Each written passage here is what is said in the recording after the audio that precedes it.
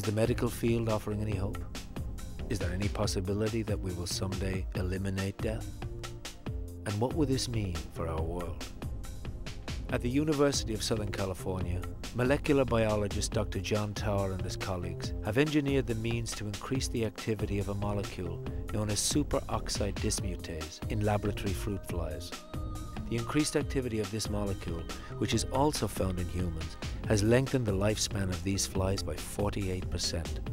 In every organism, fruit flies, humans, there's a balance between the rate at which oxidative damage is occurring and the rate at which the organism can prevent or repair that damage. And of course the observation is that damage is winning out over repair over the course of the lifespan, and that's why it accumulates.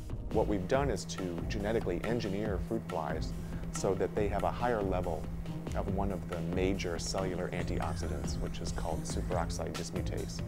And what we find is that when we engineer flies to have higher levels of this particular antioxidant, they live longer.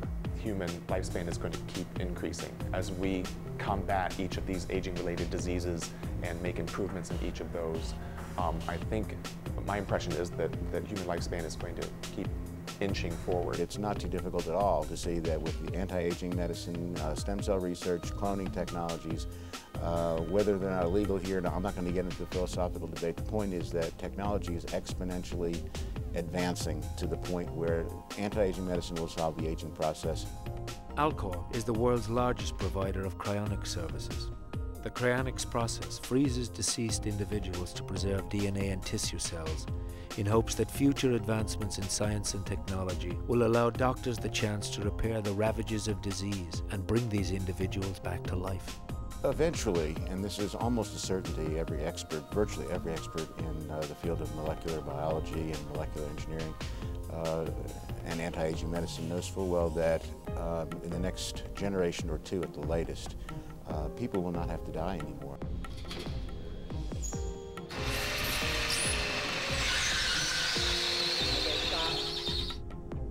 World-renowned biogerontologist Dr. Roy Walford has spent his career battling the aging process. He believes that humans have the capacity to live to 120 years of age or older.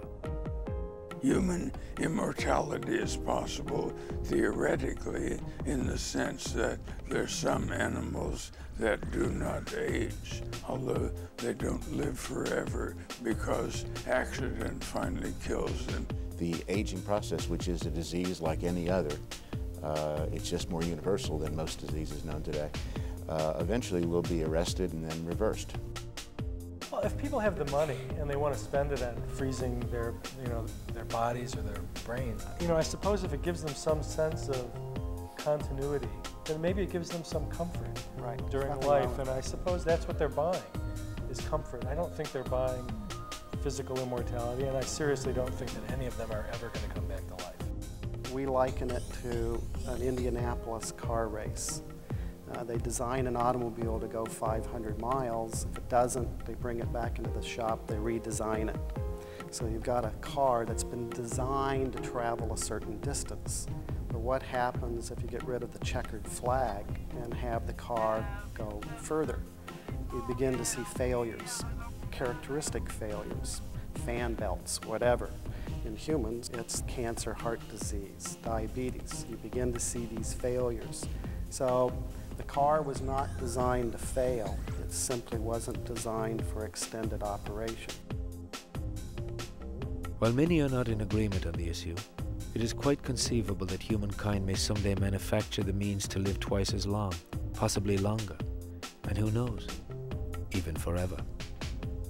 But is this truly the answer to the problem of our death anxiety? Will we rid ourselves of fear if we rid ourselves of death?